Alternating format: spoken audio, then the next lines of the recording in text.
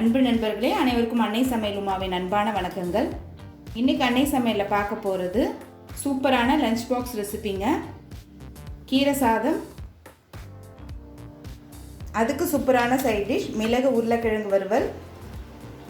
இதை கீரை பிரியாணின்னு கூட சொல்லலாம். ரொம்ப சிம்பிளான லஞ்ச் பாக்ஸ் ரெசிபிங்க. கீரை பார்த்திங்கன்னா குழந்தைங்க விரும்பி சாப்பிட மாட்டாங்க. இது மாதிரி ஒரு பிரியாணி டேஸ்ட்டில் செஞ்சு கொடுத்தீங்கன்னா கண்டிப்பாக விரும்பி சாப்பிடுவாங்க. வாங்க கீரை சாதமும் மிளகு உருளைக்கிழங்கு வறுவலும் எப்படி செய்கிறதுன்னு பார்க்கலாம். இப்போ முதல்ல கீரை சாதம் எப்படி செய்கிறதுன்னு பார்க்கலாங்க. குக்கரில் தேவையான அளவு எண்ணெய், 2 பட்டை, 2 கிராம்பு, 1 ஏலக்காய், 1 பிரியாணி இலை, 1/2 டீஸ்பூன் சோம்பு. கீரை சாதத்துக்கு கடுகு உளுந்தம்பருப்பு போட்டு தாளிச்சோன்னா கீரை பொரியலில் சாதத்தை கலந்த மாதிரி ஆகிடும். அடுத்து நீளமாக நறுக்குன்னு 2 வெங்காயத்தை சேர்த்துக்கலாங்க.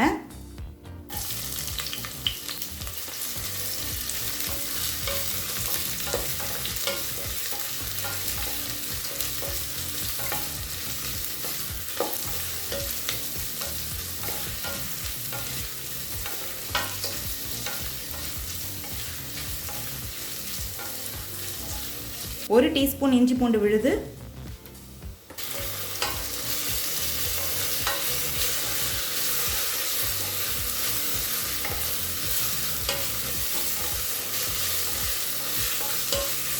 இப்போ வெங்காயம் நல்லா வதங்கிடுச்சு.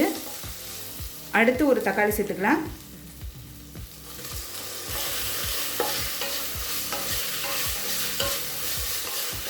தேவையான அளவு உப்பு,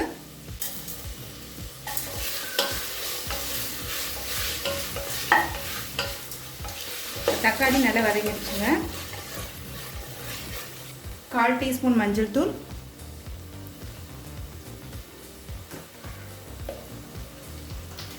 2 டீஸ்பூன் மிளகாய் தூள், 1 டீஸ்பூன் தனியாத்தூள்.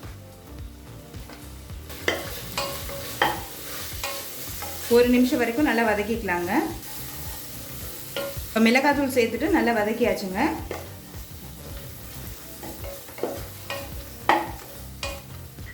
இது கூடவே கொஞ்சமாக பட்டாணி சேர்த்துக்கலாங்க. இப்போ அடுத்து 1/2 கப் பாலக்கீரை இதில் சேர்த்துக்கலாம். கீரையை நல்லா கழுவிட்டு பொடியை நறுக்கி சேர்த்துக்கோங்க.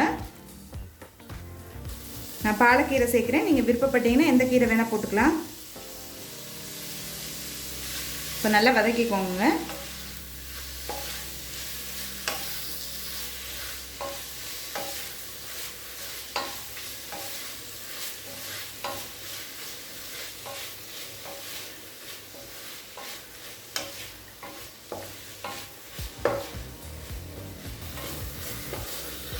இப்போ கீரையை 1 நிமிஷம் வரைக்கும் நல்லா வதக்கியாச்சுங்க. அடுத்தது 2 கப் தண்ணி சேர்த்துக்கலாம். இப்போ அடுத்தது அரிசி சேர்த்துக்கலாங்க. பாஸ்மதி அரிசி 20 நிமிஷம் ஊற வச்சு சேர்த்துக்கோங்க. நான் பாஸ்மதி அரிசி எடுத்திருக்கேன். நீங்கள் விருப்பப்பட்டீங்கன்னா எந்த அரிசியில் வேணால் பண்ணலாம்.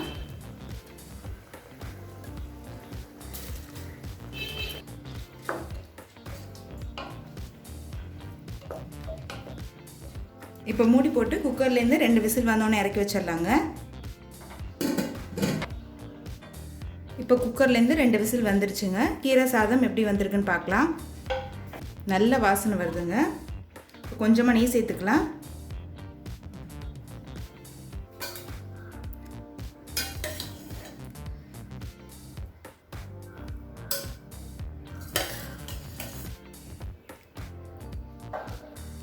இப்போ கீரை சாதம் ரெடி ஆகிடுச்சுங்க. அடுத்து உருளைக்கிழங்கு மிளகு வறுவல் எப்படி செய்கிறதுன்னு பார்க்கலாங்க. கடாயில் தேவையான அளவு எண்ணெய், முதல்ல 1 டீஸ்பூன் கடுகு, 1/2 டீஸ்பூன் சீரகம், 1/2 டீஸ்பூன் உளுந்து,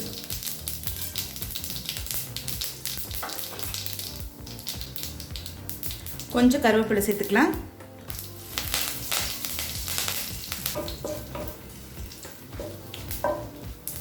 பொடியாக நறுக்குன்னு ஒரு வெங்காயத்தை சேர்த்துக்கலாம்.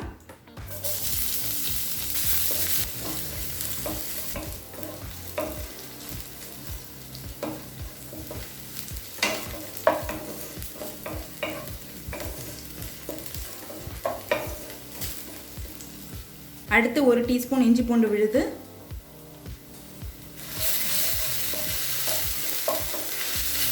அடுத்தது பாதி தக்காளி சேர்த்துக்கலாம்.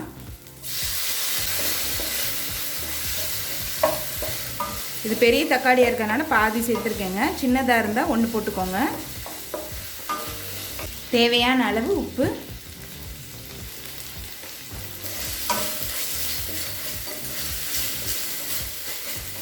தக்காளி நல்லா சாஃப்ட் ஆகிற வரைக்கும் வதக்கிக்கலாம். அடுத்தது 1/4 டீஸ்பூன் மஞ்சள் தூள், 1 டீஸ்பூன் மிளகாய்த்தூள், 1/2 டீஸ்பூன் தனியாத்தூள். எல்லாத்தையும் சேர்த்து நல்லா வதக்கிக்கலாங்க. இப்போ 1 நிமிஷம் வரைக்கும் நல்லா வதக்கியாச்சுங்க. இப்போ அடுத்து உருளைக்கிழங்கு இதில் சேர்த்துக்கலாம். முழுசாக அப்படியே போடுறீங்க. நீங்கள் விருப்பப்பட்டீங்கன்னா சின்ன சின்னதாக கூட போட்டுக்கலாம். இப்படி இருந்ததுன்னா குழந்தைங்க விரும்பி சாப்பிடுவாங்க. உருளைக்கிழங்கு நான் வேக வச்சு தாங்க சேர்த்துருக்கேன். உருளைக்கிழங்கு 4 கால் அங்கங்கே குத்தி விட்டிங்கன்னா மசாலா உள்ளே போயிடும். இப்போ நல்லா வதக்கிக்கலாங்க. இப்போ இதை ஒரு மூடி போட்டு ஒரு 5 நிமிஷம் ஸ்லோலே வச்சிடலாங்க. அப்போ தான் மசாலா உருளைக்கிழங்குள்ளே போகும். இப்போ 5 நிமிஷம் ஆயிடுச்சு. இப்போ 1 டீஸ்பூன் மிளகுத்தூள் இதில் சேர்த்துக்கலாங்க. மிளகுத்தூள் நீங்கள் லாஸ்ட்டில் தாங்க சேர்க்கணும்.